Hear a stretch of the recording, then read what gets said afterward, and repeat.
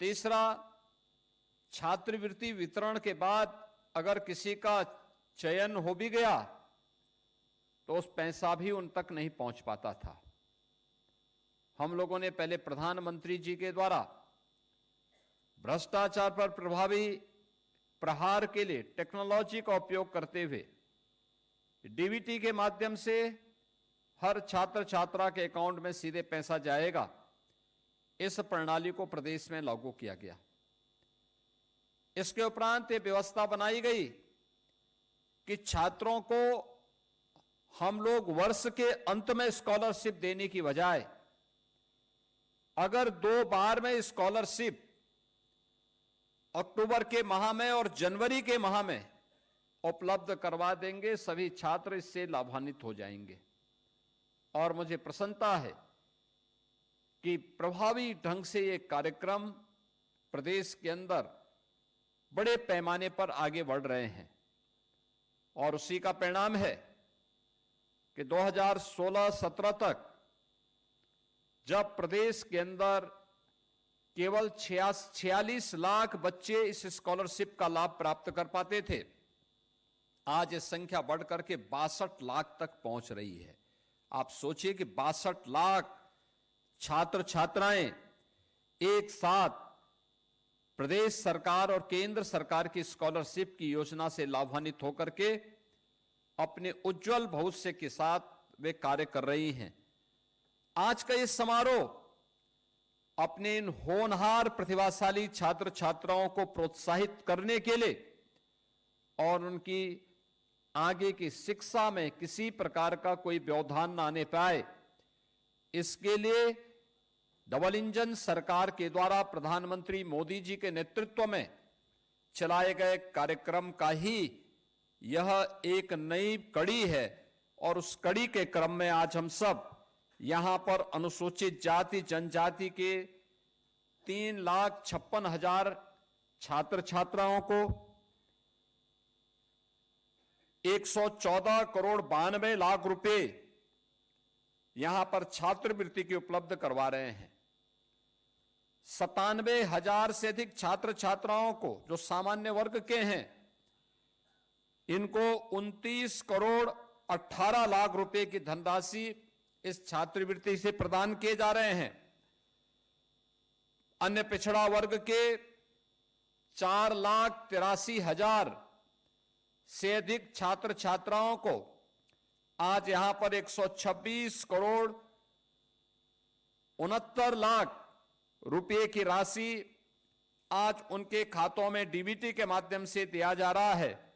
और अल्पसंख्यक वर्ग के 90,758 छात्र छात्राओं को 27 करोड़ 16 लाख रुपए की राशि आज के इस स्कॉलरशिप के माध्यम से यहां पर डीबीटी के माध्यम से उनके अकाउंट में सीधे भेजी जा रही है। इसके पीछे सरकार की मंशा बहुत साफ है और वह ये कि जो प्रधानमंत्री जी कहते हैं कि ट्रांसपेरेंसी सरकार की कार्य पद्धति का हिस्सा बनना चाहिए। ये डीबीटी बेहतर टेक्नोलॉजी का उपयोग करते हुए आज उन छात्र छात्राओं को इसका लाभ प्राप्त हो, यह इस स्कॉलरशिप के माध्यम से भी उपलब्ध करवाया जा रहा है और समय पर स्कॉलरशिप मिले, जिससे वह छात्र छात्रा कहीं भटकने न पाए, कहीं उसको जाने की और सिफारिश कराने की नौबत न आने पाए। यह भी सरकार की अपनी कार्य पद्धति का हिस्सा और सरकार ने उसके तहत इस व्यवस्था को प्रभावी ढंग से प्रदेश में लागू किया है। यह क्रम हमारा निरंतर चलेगा। अभी हम लोगों ने पोर्टल को जो ऑन करके रखा हुआ है, आपने देखा होगा कि गत वर्ष कुछ छात्रों ने पोर्टल में कुछ खामी के नाते या विद्यालयों की लापरवाही के नाते, संस्थानों की लापरवाही के नाते या लेट से एडमिशन होने के नाते बहुत सारी जगह अनुसूचित जाति जनजाति के कुछ छात्र स्कॉलरशिप से वंचित रह गए थे। हम लोगों ने इस बात को तय किया कि उन छात्रों को इस सुविधा का लाभ मिलना ही चाहिए। और हम लोगों ने पोर्टल ऑन करवाया है। जैसे पोर्टल में सबकी एंट्री हो जाएगी, फिर एक समारोह के माध्यम से उनको भी हम सीधे स्कॉलरशिप का लाभ देंगे, जिससे कोई भी बच्चा छूटने ना पाए और अपनी पढ़ाई लिखाई बेहतर तरीके से आगे बढ़ा सकता है। हमें इस बात को ध्यान रखना होगा, जिसके बारे में बार बार बाबा साहब डॉक्टर भीमराव अंबेडकर जी बार बार कहते थे कि पढ़ लिख करके ही हम स्वावलंबन का जीवन भी व्यतीत कर सकते हैं और देश और अपने समाज के लिए भी कुछ कर सकते हैं। पढ़ाई लिखाई आवश्यक है, उसके लिए चाहे जिस भी स्तर पर होकर के हमें मेहनत करनी पड़े, हमने उसके लिए हमें मेहनत करनी चाहिए। और उस समय की परिस्थितियां, जब बाबा साहब डॉक्टर भीमराव अंबेडकर जी पढ़ाई कर रहे होंगे, उस समय की स्थितियां कुछ और रही होंगी। इतने संसाधन नहीं थे, तब भी उन्होंने उच्च शिक्षा अर्जित की। आज साधन की कमी नहीं, आज संसाधन का भी अभाव नहीं। हमें थोड़ा सा अपने स्तर पर प्रयास करना होगा, सरकार की योजना के साथ जुड़ना होगा, संस्थानों में अपनी उपस्थिति दर्ज करनी पड़ेगी, लाइब्रेरी जाने की आदत डालनी पड़ेगी, पाठ्यक्रम पर फोकस करना पड़ेगा, इनोवेशन के बारे में हमारे मन में एक जिज्ञासा होनी चाहिए, और जहां भी अच्छा कुछ देखने को मिलता है उसको सीखने की जिज्ञासा पैदा करनी पड़ेगी। कोई कारण नहीं कि आप समाज में एक बड़ी भूमिका में ना आ जाएं। अवश्य आ सकता है, हर छात्र आ सकता है, हर छात्र आ सकता है। असीम ऊर्जा और प्रतिभा उसके पास है। उस प्रतिभा का लाभ न केवल उससे उसके परिवार को बल्कि समाज को और देश को प्राप्त होना चाहिए। यह स्कॉलरशिप के पीछे का भाव होता है। उसे आर्थिक रूप से स्वावलंबन के पथ पर हम अग्रसर करने में योगदान दे सके। जैसे आपने देखा होगा कि हम लोगों ने पिछले 8 वर्ष में 4,27,00,000 से अधिक छात्र छात्राओं को स्कॉलरशिप की सुविधा का लाभ दिया। बहनों और भाइयों, 2016-17 के पहले यह एक कल्पना थी। 16-17 में तो तत्कालीन सरकार ने अनुसूचित जाति जनजाति की स्कॉलरशिप को ही हड़प लिया था, लाभ ही नहीं दिया, स्कॉलरशिप ही जारी नहीं हुई। हम लोग जब आए तो हमने दोनों वर्ष का फिर एक साथ स्कॉलरशिप उन छात्रों को उपलब्ध करवाई थी, क्योंकि छात्र तो प्रदेश का है, हम उसके साथ भेदभाव नहीं कर सकते। और ये हमारा संकल्प भी है कि प्रदेश के अंदर किसी भी युवा के साथ, किसी भी छात्र छात्रा के साथ, और खासतौर पर अनुसूचित जाति जनजाति और अन्य पिछड़े वर्ग के छात्र छात्राओं के साथ किसी को भी खिलवाड़ करने या भेदभाव करने की छूट नहीं दी जा सकती है।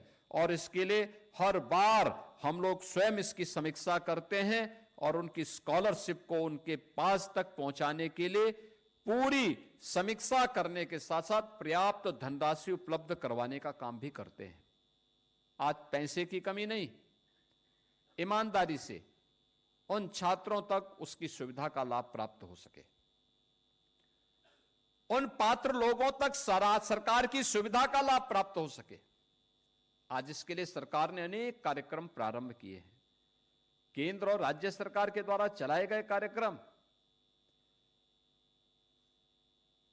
देश के अंदर तमाम संगठनों ने श्रमिकों को अपने राजनीतिक स्वार्थ के लिए भुनाया होगा, लेकिन उन श्रमिकों के परिवार का कल्याण हो, उनका उत्थान हो, उनके बच्चे भी पढ़ लिख जाएं, इसके लिए जो प्रयास होने चाहिए थे ईमानदारी से नहीं हुए। पहली बार श्रमिकों के बच्चों के लिए अटल आवासीय विद्यालय बनाए गए हैं। अटल आवासीय विद्यालय बेहतरीन campus, world class campus, BOC board का रजिस्टर्ड श्रमिक का बच्चा वहां पर उस शिक्षा का लाभ ले सकता है। फ्री में रहने की व्यवस्था, खाने की व्यवस्था, पूरी एजुकेशन फ्री, सब कुछ फ्री।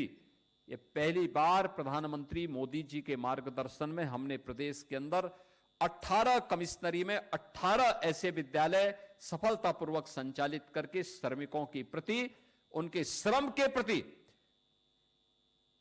कृतज्ञता ज्ञापित करने के लिए अटल आवासीय विद्यालय प्रारंभ किए हैं। प्रदेश के अंदर आश्रम पद्धति विद्यालय के माध्यम से अनुसूचित जाति के बच्चों को, उनको बेहतरीन कैंपस, लॉजिंग, फूडिंग की सभी व्यवस्था एक ही छत के नीचे प्रदान करते हुए ये विद्यालय भी संचालित हो रहे हैं। प्रदेश के अंदर कस्तूरबा गांधी विद्यालय के माध्यम से गरीब बालिकाओं को इंटरमीडिएट तक की शिक्षा फ्री में उपलब्ध हो सके, इसके लिए उन बालिकाओं को रहने की व्यवस्था भी करना और उनके लिए अच्छी शिक्षा की व्यवस्था भी करना, कस्तूरबा गांधी विद्यालय के माध्यम से प्रदेश के अंदर इस कार्य को भी आगे बढ़ाया गया। प्रदेश के अंदर अन्य अनेक कार्यक्रम प्रारंभ करने के साथ ही हमारा युवा प्रतियोगी परीक्षाओं की तैयारी करने के लिए, उसे कोचिंग के लिए इधर उधर भटकना ना पड़े। अनुसूचित जाति जनजाति के छात्रों के लिए पहले प्रतियोगी परीक्षाओं की तैयारी के लिए कुछ क्षेत्रों में कोचिंग चलते थे, उसकी स्ट्रेंथनिंग की गई, उसको और समृद्ध किया गया। लेकिन साथ साथ यह भी सुनिश्चित किया गया कि जो बच्चे यूपी के हैं, प्रतियोगी परीक्षाओं की तैयारी करने के लिए जिन्हें बाहर जाना होता था, बाहर चले जाते थे, वहां पर उनके सामने असमंजस की स्थिति रहती थी। आज अभ्युदय कोचिंग के माध्यम से हर जनपद में बेहतरीन मंच और प्लेटफॉर्म उपलब्ध करवाया गया है प्रदेश के प्रतिभाशाली छात्र छात्राओं के लिए। और मुझे यह देख करके प्रसन्नता होती है कि जब भी किसी प्रतियोगी परीक्षा के परिणाम आते हैं तो उसमें अभ्युदय कोचिंग से जुड़े हुए छात्र छात्राओं के भी नंबर बहुत अच्छे आते हैं और बहुत सारे लोगों का सिलेक्शन भी होता हो, उसमें दिखाई देता है। यानी करने की एक सरकार की प्रतिबद्धता होती है, तब परिणाम आते हैं। प्रदेश के अंदर समाज कल्याण के माध्यम से समाज के अलग अलग तबके के कल्याण के लिए सरकार के द्वारा जो कार्यक्रम प्रारंभ किए जाते हैं, आप सोचो 1 करोड़ परिवार ऐसा है जिसको आज के दिन पर सरकार 1 करोड़ से अधिक 1 करोड़ 5 लाख की संख्या है, जिन्हें हम यानी 12,000 रुपए सालाना पेंशन की सुविधा सरकार के स्तर पर दी जाती है।